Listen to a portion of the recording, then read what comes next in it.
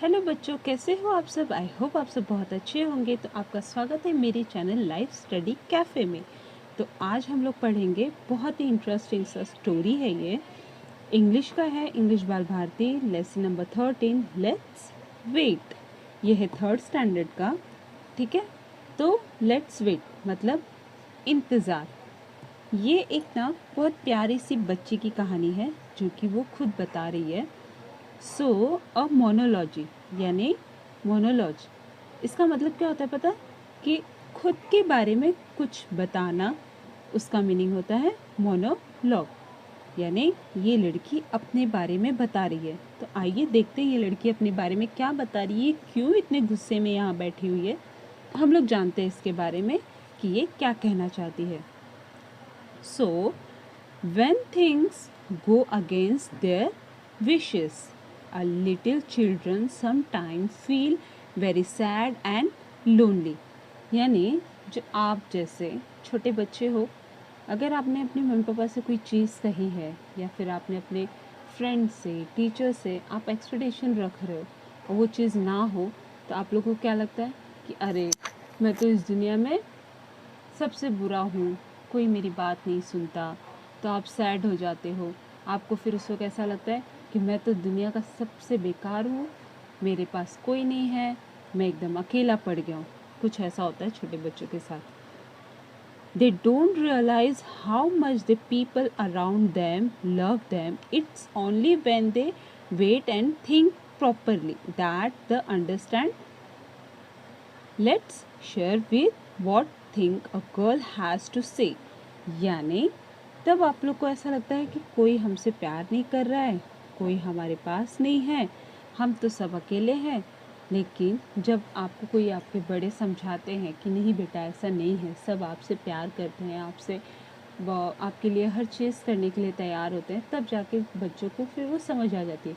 बच्चे, आप लोग जैसे बच्चों, आप लोग जितने जल्दी गुस्सा होते हो ना, उतनी जल्दी आप लोग शांत भी हो जाते हो। इसलिए तो लोग कहते हैं ना, बच्चे मन के सच्चे होते हैं। तो आप लोगों का मन बहुत साफ होता है। बस ये है, कभी कभी गुस्सा आ जाता है, वही बड़े लोग प्यार से एक चॉकलेट दे दे तो आप लोग शांत भी हो जाते हो। तो कुछ इस तरह से लगता है इस लड़की के साथ भी हो रहा है, जो वो अपनी कहानी अपनी हमें बता रही है। आओ देखते हैं क्या कह रही है। This is the worst day of my life. I am feeling very sad. You may not believe it, but I am saddest person on this earth।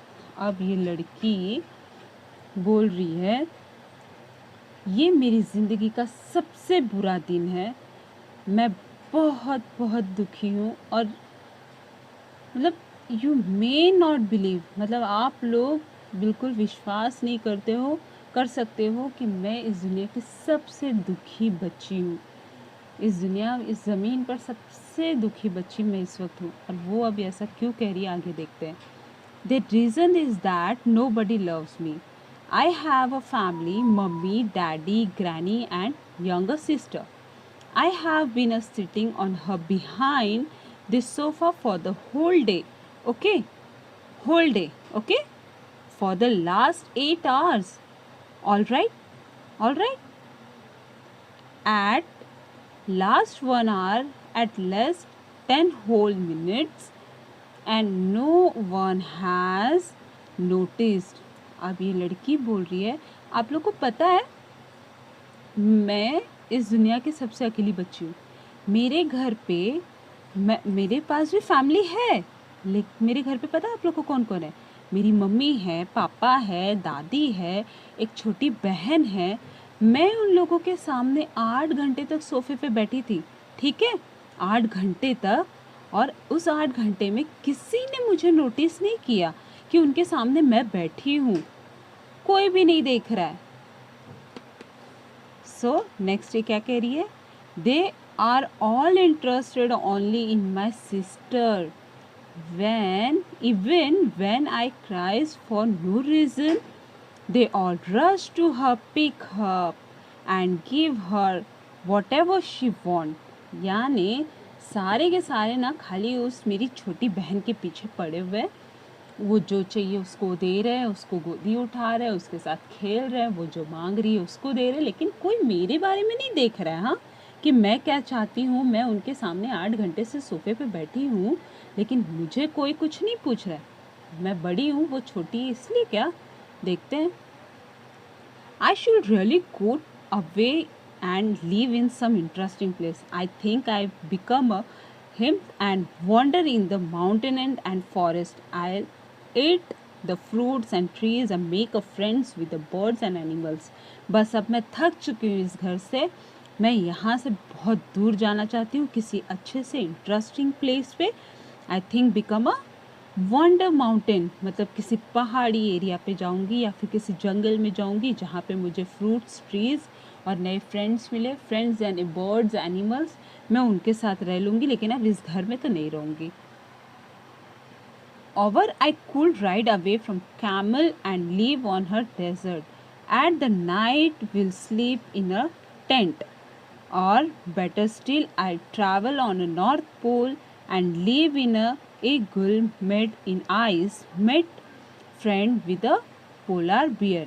यानी मैं किसी माउंटेन पे चली जाती हूँ या फिर किसी आइस के एरिया में चली जाती हूँ, जहाँ पर मैं वो जो आइस बर्फ़ से बना हुआ होता है ना घर, जिसे हम बोलते हैं, क्या बोलते हैं, जो बर्फ़ से बने हुए होते हैं उसे हम बोलते हैं इग्लू। इग्लू में जाके रहूँ, मैं वहाँ रहूँगी, वहाँ पे नए फ्रेंड्स बनाऊँगी, उनके साथ टाइम स्पेंड करूँगी, लेकिन अब मैं यहाँ नहीं रहूँगी। What's that? Something soft against my back. Oh, it's baby. What are you doing here? You silly. Go away. Don't smile at me. And why do you follow me?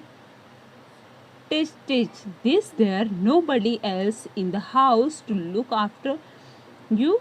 यानी अब वो जब सोफे के पीछे छुप के बैठी थी ना, सबसे थक कर कि कोई मुझे ध्यान नहीं दे रहा है, तब एक छोटू सा बेबी आया और छोटू सी बेबी ने दीदी के पीछे पीछे ऐसे ऐसे हाथ लगाया। तब उसने देखा और उसने बोला, अरे तुम यहाँ क्या कर रही हो? जाओ यहाँ से, मेरे पास मत आओ। जाओ तुम बाकी सबके साथ रहो, मेरे पास कोई मत आओ, मुझे किसी की ज़रूरत नहीं है। Don't come here. You may bump to something that and I'll go all the scolding. Why do you have to do everything I do? Copycat? तो ये गुस्से में अपनी बहन को बोल रही है, तुम वो सारी चीज़ें क्यों करती हो जो मैं करती हूँ? अब मैं अगर यहाँ सोफे पे आके पीछे बैठ गई हूँ तो क्यों तुम मेरा पीछा कर रही हो? क्यों तुम यहाँ से चली नहीं जाती? तुम कॉपी कैट हो, जैसा मैं करती हूँ वैसा तुम करती हो, भाग जाओ यहाँ से, ठीक है? Oh never mind, really the people in the house they should look after the her better. I am grown up girl, I can manage on my own. But what about this little baby? Come baby, let's crawl out from her. When I go, ये paragraph में अब ये बच्ची सोचती है, ठीक है यार, मैं तो धीरे धीरे बड़ी हो रही हूँ और मैं बड़ी हूँ तो मैं अपना काम, अपनी चीज़ों को मैं खुद से मैनेज कर सकती हूँ। जब देखो उसका मन शांत हुआ, उसकी बहन उसके पास आई, उसके साथ खेलने लगी, तो उसका मन शांत होने के बाद वो क्या क्या सोचने लगती है कि चलो ठीक है यार, मैं तो अब धीरे धीरे बड़ी हो रही हूँ, मैं अपने काम खुद से कर सकती हूँ। मुझे अगर भूख लगेगी या फिर मुझे कुछ भी करना है तो मैं मम्मी पापा को बोल सकती हूँ। लेकिन ये छोटी सी बच्ची, ये तो किसी को कुछ बोल भी नहीं सकती। इसका ध्यान हमें खुद को ही रखना होगा, तभी ये रह पाएगी ना, तभी अपना ध्यान कैसे रख पाएगी? तो इसके लिए तो सबको ध्यान रखना ज़रूरी है। ठीक है, कोई बात नहीं, आ जाओ मेरे पास। When I go away, I'll take you with me, or you. I'll keep crying for me all time, and they won't even know guess what the matter is with you. I really can't go away when you are so small. Let's wait till you are a little older. यानी वो कहती है चलो ठीक है, कोई बात नहीं, अब तुम छोटी हो, तुम्हारा ध्यान रखना पड़ेगा, ठीक है। अगर मैं कहीं जाऊंगी भी तो तुम्हें अपने साथ लेकर जाऊंगी। अगर मैं तुम्हें यहाँ छोड़कर गई तो तुम सारा टाइम रोगी और फिर बाकी लोगों को तो पता ही नहीं चल पाएगा कि तुम रो किस ले रही हो, क्योंकि तुम बता नहीं सकती। ठीक है, कोई बात नहीं, मैं थोड़ा सा और वेट कर लेती हूँ, जैसे इतना टाइम, तुम थोड़ी बड़ी हो जाओ, लेट्स वेट। तो इसीलिए इस चैप्टर का नाम पड़ा है लेट्स वेट, इंतज़ार, इंतज़ार करते हैं। सो ये एक छोटी सी बेबी अपने बारे में बता रही है कि वो किस तरह से, मैं एक्चुअली मैं सभी पेरेंट्स को ये चीज़ बोलना चाहूँगी कि अगर हमारे घर में दो बच्चे हैं, जैसे एक बड़ा, जैसे ये एक बड़ी है, उसके बाद एक छोटा, जब छोटे, मैं पेरेंट्स और बच्चे दोनों से ये बात कहना चाहूँगी, अगर आप बड़े हो और आपके घर में आपका कोई छोटा नया भाई या बहन आ रही है, तो आप ये मत सोचो कि आपके मम्मी पापा आपसे प्यार नहीं करते। बस ये सोचो, उसके ऊपर अगर ज़्यादा ध्यान दे रहे हो, उसके साथ ज़्यादा खेल रहे हो, तो आप ये मत सोचो कि मम्मी पापा हमसे प्यार नहीं करते, अब तो सारा प्यार छोटे भाई बहन को मिल रहा है। तो ऐसा नहीं होता है, वो आपका भी उतना ही केयर करते हैं जब आप छोटे थे, और अभी आपके छोटे भाई बहन का भी उतना ही ध्यान रख रहे हैं। आप बड़े हो गए हो, आप थोड़ी बहुत चीज़ें अपने आप से मैनेज कर लोगे, कर सकते हो। जिसमें नहीं मैनेज होता है उसमें आपके मम्मी पापा तो हेल्प करेंगे ही आपकी, लेकिन थोड़ा सा अटेंशन, थोड़ा सा प्यार कम हो जाता है, तो उसमें माइंड मत करो, क्योंकि आप ही का तो छोटा भाई या बहन है ना। और पेरेंट्स भी हमेशा ये बात ध्यान दें कि अगर आपके घर में कोई आपके बड़े बच्चे के अलावा छोटे बच्चे आ रहे हैं, तो आप अपने बड़े बच्चे को थोड़ा और उस टाइम पे पैम्परिंग की उन्हें ज़रूरत होती है कि हाँ बेटा आप बड़े हो ना, आप अपने छोटे भाई बहन का ध्यान रख सकते हो, आप उनका टेक केयर ऑफ करो, उनके साथ खेलो। उससे क्या होगा, बच्चों में कभी कभी कुछ चीज़ें ऐसी हो जाती हैं कि बच्चे अपने ही छोटे भाई बहन से नफरत करने लगते हैं, जस्ट बिकॉज कि पेरेंट्स अटेंशन नहीं दे रहे। और कभी कभी ऐसा होता है चिड़चिड़े की वजह से वो ज़्यादा गुस्से हो जाते, तो दोनों को मैनेज करना हमें आना चाहिए एज अ पेरेंट्स। ठीक है, तो अब हम आते हैं अपने नेक्स्ट क्वेश्चन आंसर्स की तरफ। फर्स्ट है, इम्पॉर्टेंट नहीं है, ये भी इम्पॉर्टेंट नहीं है क्योंकि ये सब एग्जाम्स में पूछे नहीं जाते हैं, मेन अपना ये है question answer. Third, answer the following question. So first है, where does the girl plan go to go. अब वो छोटी बच्ची कहाँ जाने का प्लान कर रही थी, सम माउंटेन। तो हम कहाँ आंसर लिखेंगे, आप चाहे तो यहाँ से I should really go away and live in some interesting place. I think I become a him and wander in the mountain and forest. ये यहाँ तक आप कर सकते हो, ठीक है, यहाँ से लेकर यहाँ तक फर्स्ट आंसर है। ओके, वो माउंटेन एंड फॉरेस्ट में जाने का सोच रही थी। Second, can a little girl go to such a far away place on her. क्या वो छोटी सी बच्ची, कितना भी है वो छोटी सी है, क्या वो कहीं पे दूर अकेले जा सकती है, नो। तो हम आंसर क्या लिखेंगे, no, no a little girl can go to. अब इतना आंसर लिखने के बाद आप ध्यान से देख लो, no a little girl can go to, यहाँ से फिर हमें पूरा क्वेश्चन से लिखना है, such a far away place on her own.